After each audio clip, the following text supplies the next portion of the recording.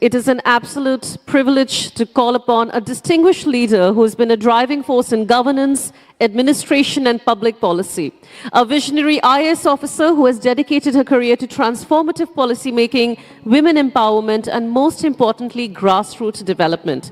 Currently serving as Secretary, Government of Tripura, she has been at the forefront of impactful initiatives centering benchmarks in governments and leadership.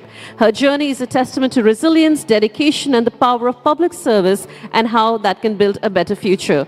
Ladies and gentlemen, please join me in giving a huge round of applause to Sonal Goel, IAS Secretary, Government of Tripura. Ms. Goel, if we can please have you join us on stage.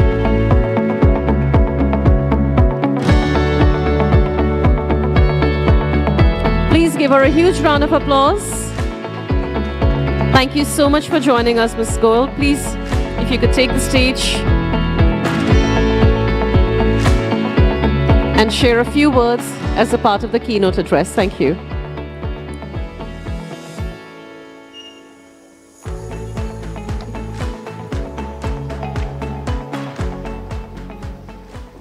thought there was some time. Yeah.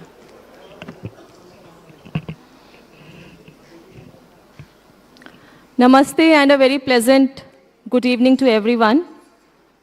I am indeed proud, honored, and I feel privileged to be back again at the very esteemed award ceremony being organized here. And I attended the Zindagi Awards last year also. So I am just reminded of those memories of meeting women entrepreneurs and celebrating their achievements, celebrating their power, and celebrating their achievements in all the way which we can. Mahatma Gandhi ji, the father of the nation, he very well had said that if we empower a woman, we empower the society and we empower the nation. And that is why we are all here. How and up to what level have we empowered the women around us? And what more needs to be done? What more can be done? If we see India's growth story, so we have the freedom struggle being led by the pioneers of Rani Lakshmi Bai, Jhansi Ki Rani, and many such women whose name we may not even know. But yes, their contributions mattered. Their contributions mattered a lot. And post-independence, if we see the way we are seeing women in leadership profiles, when India got independence way back in 1951, we had our first parliament wherein 15 women were elected as the MP. So only 15 at that particular point of time, way back in 1951. And now if we see, we have in September 2023, a very important and a landmark legislation on women reservation, which has been enacted, which provides 33% of reservation for women in parliament and the state assemblies. So this August audience, they represent various parts of the country. And when I was inquiring, when I was reading about this program before I came in, I was so delighted to see the initiatives from rural areas, the initiatives from towns. They are all being recognized over here by a very esteemed jury. And if we see the way we are progressing, India is becoming a global superpower. Honorable Prime Minister, Shri Narendra Modi ji, he has given us an very important and an imperative ambition of Viksit Bharat.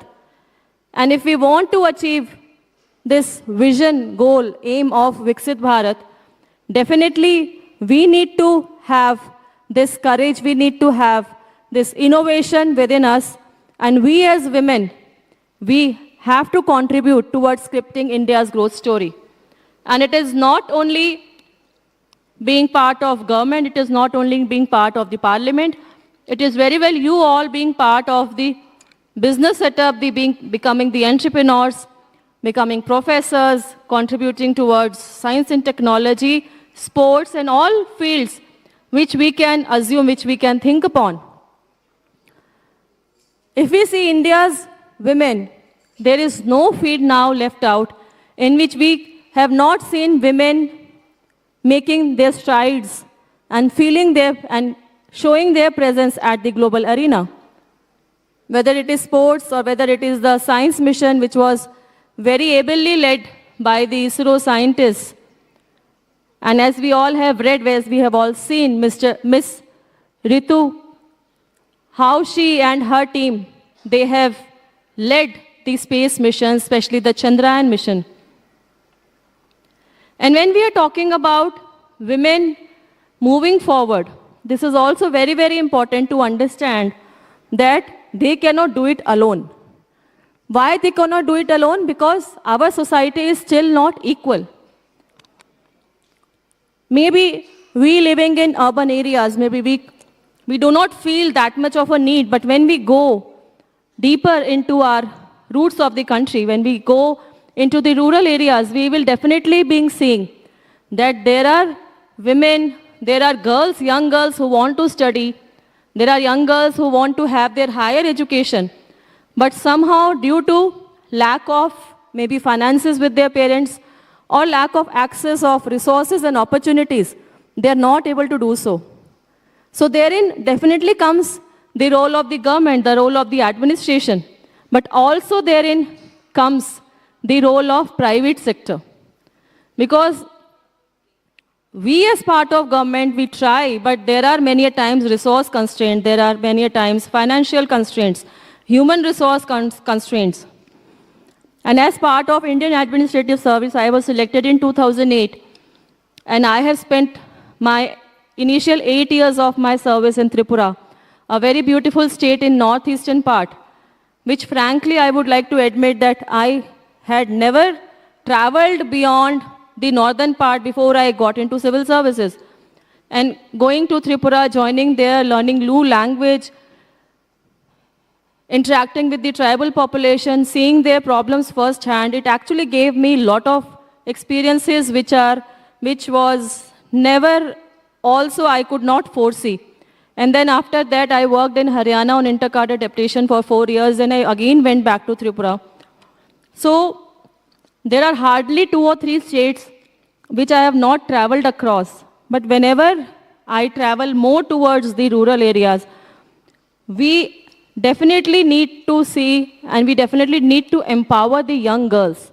Because the young girls are the future. They would become part of the society. And if we take the percentage of women, for example, we talked about the parliament, coming to the civil services to which I belong to, Madam Anna Raja Malhotra, way back in 1951, she became the first woman ICS officer to be selected in civil services, 1951. And when she was selected, there was a caveat in her posting, there was a caveat in her service joining formalities that if she marries, she will have to resign. So just imagine the way our society mindset was there. That if you marry a lady, if she marries, she is also an ICS officer. If she marries, she will have to resign. Later on, of course, this restriction was removed. And now we have so many women coming forth.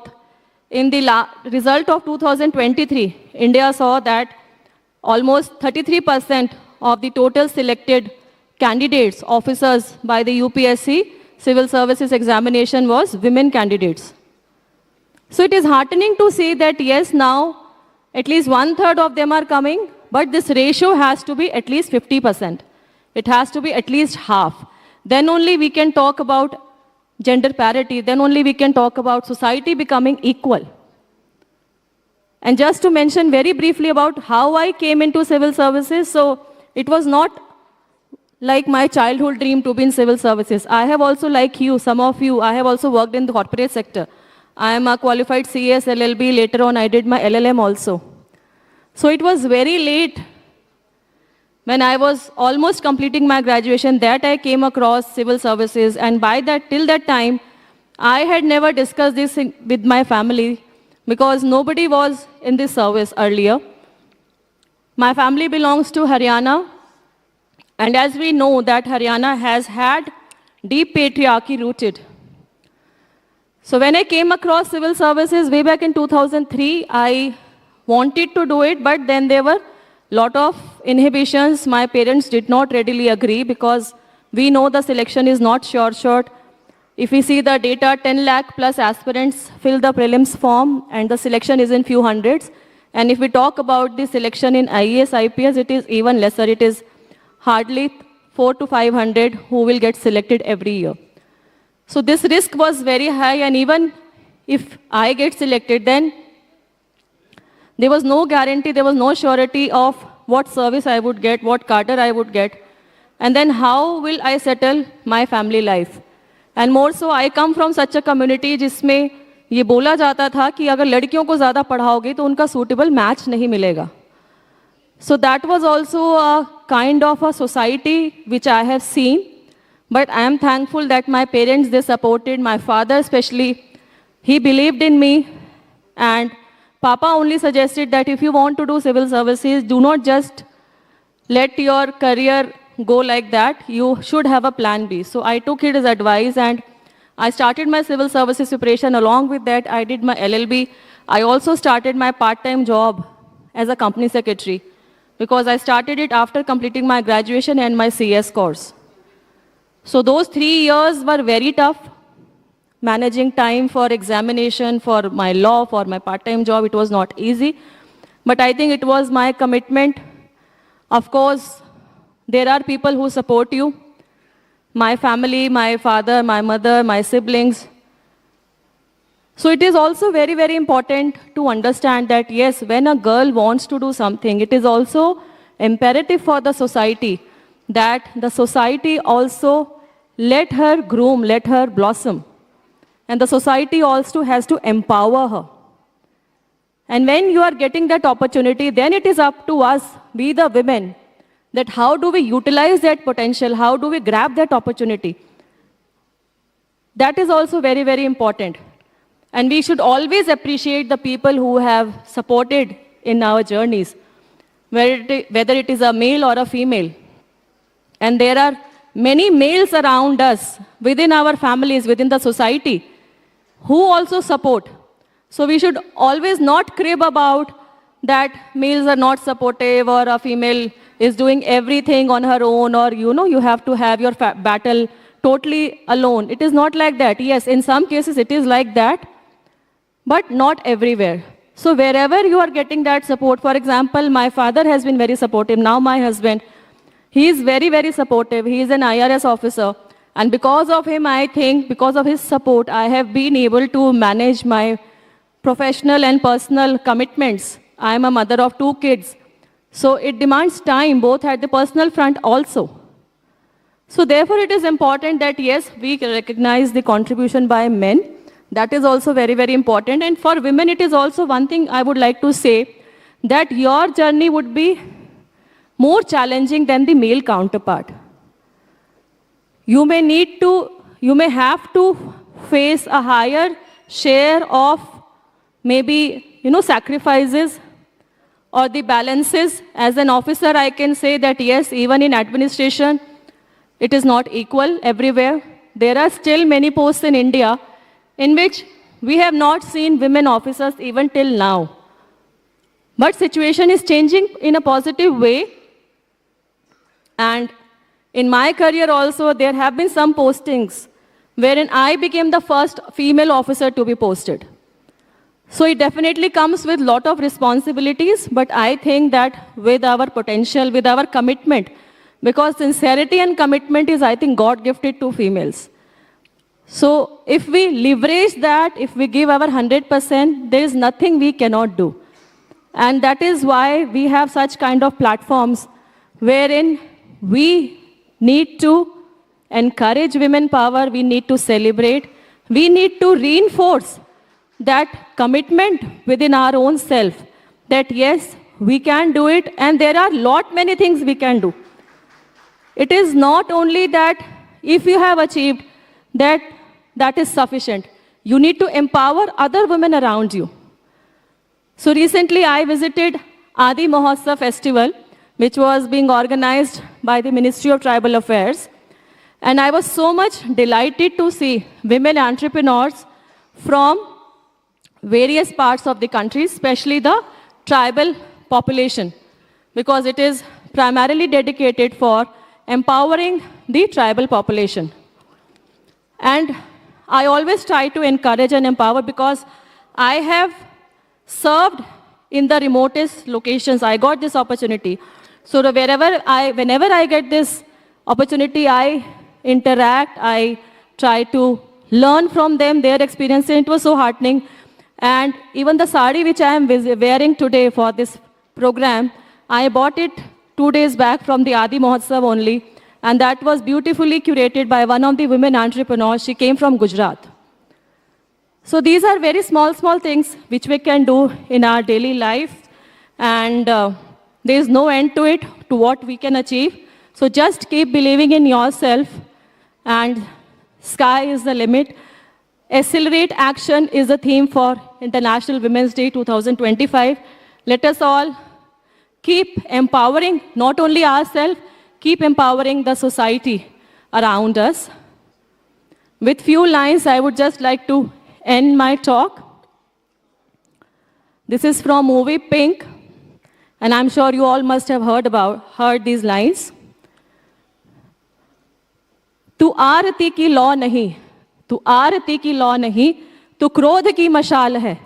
तू आरती की लौ नहीं, तू क्रोध की मशाल है. तू खुद की खोज में निकल, तू किस लिए हताश है. तू चल, तेरे वजूद की समय को भी तलाश है, समय को भी तलाश है. So let us all keep scripting our own path. We are Ma Saraswati, we have Ma Saraswati, we have Goddess Durga, we have all Shaktis which are present within us three. Let us all recognize, nurture, and keep empowering the women talent around us. Thank you so much for giving me this opportunity, and wishing you all a very, very happy International Women's Day in advance. Thank you so much. Jai Hind, Jai Bharat.